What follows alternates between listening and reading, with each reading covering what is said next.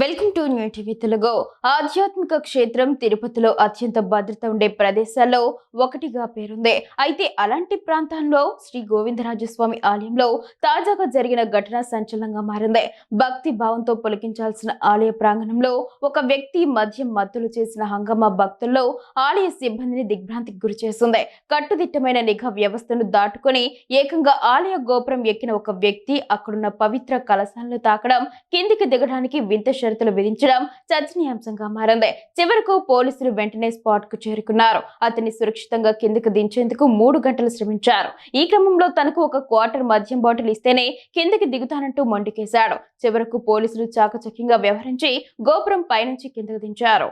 నిత్యం వేల మంది భక్తులతో కలకలలాడే తిరుమల తిరుపతి దేవస్థానం అనుబంధ ఆలయమైన గోవిందరాజస్వామి ఆలయంలో భద్రత చాలా కీలకం.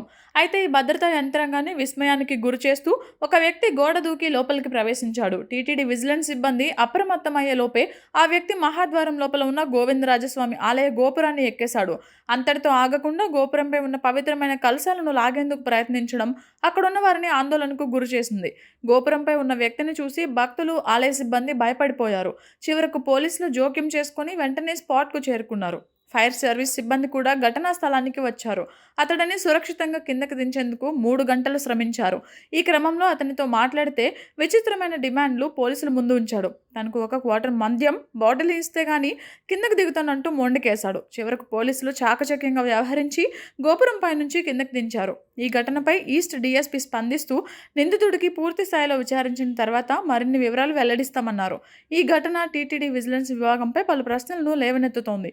అత్యంత రద్దీగా ఉండే ఆలయంలో ఒక వ్యక్తి గోడ దూకి లోపలికి ప్రవేశించి గోపురం ఎక్కే వరకు సిబ్బంది ఏం చేస్తున్నారని చాలా మంది ప్రశ్నిస్తున్నారు. ఇలాంటివి పునరావృతం కాకుండా చూడాలని అంటున్నారు.